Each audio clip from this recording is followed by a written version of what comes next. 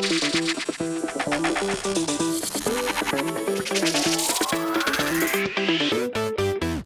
Chicago Bears are bringing back a familiar face to add some much-needed help to the interior of our offensive line. We have just signed offensive guard Eric Kush to a practice squad deal. What is up, guys? I'm back with some Bears news, and it is some happy news because finally, Ryan Pace did something to improve the offensive line for this year. He finally made a move. Okay, he did nothing at the trade deadline. He didn't acquire Quinton Spain, didn't even give him a tryout, but he did do something finally to improve this offensive line at least a little bit. We just signed back offensive guard Eric Kush to a practice squad deal. You guys all know Eric Kush, okay? He played with us before in 2018, and also in 2016, he was a backup offensive lineman, backup interior offensive lineman, so he did play, I believe, some snaps at center, but mostly at guard, left guard, right guard, but he did actually start for us a decent amount of times just because Kyle Long was injured so often. You guys remember in 2018, Kyle Long, he went to the IR late in that year. So Eric Kush came in and started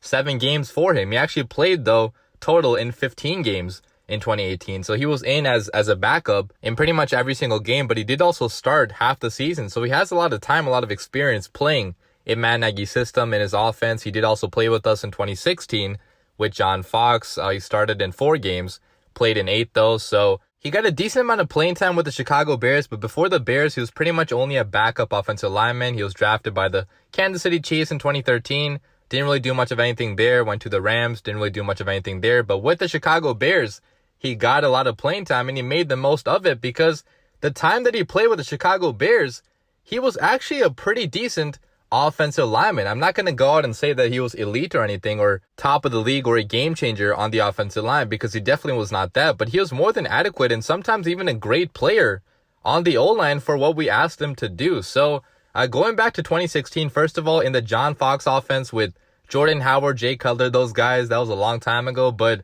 Eric Kush filling in for Kyle Long, he actually played pretty great. So he only played in 279 offensive snaps, so obviously not the most snaps he played, but that's still a decent amount of snaps he played. And in those snaps, he only allowed 1 quarterback hit, 0 sacks, and 6 total pressures on the year. So pretty great stats for a backup. He only had 1 penalty as well, so pretty disciplined. And we had a really good run game in 2016 because of Jordan Howard, all those boys. And Eric Kush, I mean, he was a decent run blocker that year too. He's not been a great run blocker throughout his entire career, but in 2016, he was definitely at least above average. Now going to 2018, in Matt Nagy's offense, he was actually a lot better that year, okay? Even with more snaps that he got, he looked a lot better in those snaps. In 344 offensive snaps he played, he only allowed 3 pressures on the year. He allowed 0 quarterback hits, 0 sacks, and only had 2 penalties also for the entire season. Those are ridiculous numbers, guys. I mean, for a backup, especially not even playing that much in his career,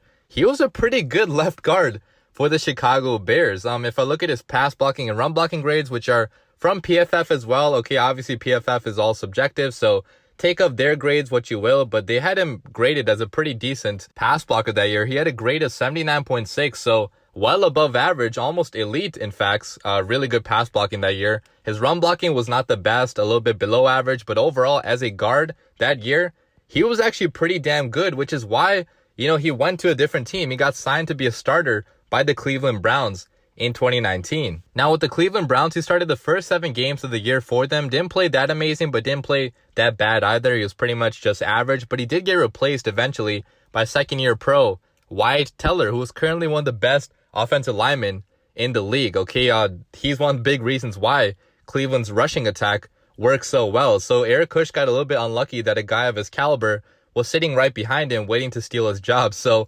Kush did go back to being a backup for the rest of 2019, and in 2020, he got signed by the Oakland Raiders. Sorry, I mean the Las Vegas Raiders, but he did sign a 1-year deal with them, but unfortunately, he did go down with the injury, which led the Raiders to put him on the IR, and then they eventually cut him because the Raiders already have a bunch of really great offensive linemen. So he was pretty much just floating around as a free agent. A lot of people around the NFL thought that he was going to get signed by a team, but he was not signed by anybody, thankfully, because now the Chicago Bears are signing him to a practice squad deal and are likely going to bring him up, hopefully, for the next game the Chicago Bears are playing against the Vikings on Monday, because currently the Chicago Bears have an offensive line that is absolutely disgusting. It's one of the worst offensive lines I have seen in Chicago Bears history. We all saw what happened last weekend against the Tennessee Titans. Nick Foles got pressured on over 45% of the snaps that he took. We've gotten ravished by injuries, ravished by COVID. I mean,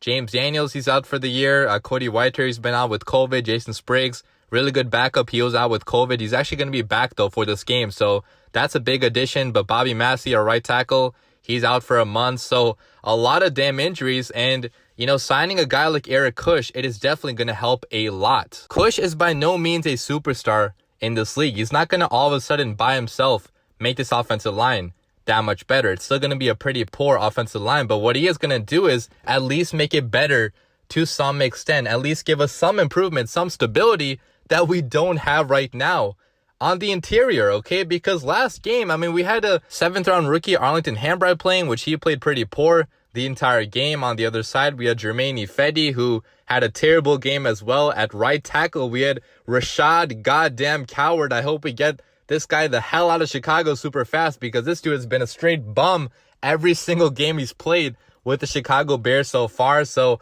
hopefully Coward gets replaced by Spriggs in this upcoming game. But, you know, hopefully we don't see Coward ever again with the addition of Eric Kush, because Coward before, he was playing at, I believe, right guard, and he was stinking it up there as well. So whatever way you guys want to look at this, Eric Kush is a great signing by the Chicago Bears. I mean, I don't get why we didn't do this earlier when he was available, but whatever's in the past is in the past. At least we got him now. Hopefully he can be some sort of an upgrade on the O-line. I think he will be, because in the past he's played pretty great with the Chicago Bears. So let me know what you guys think about this down below in the comments. But as always, bear down.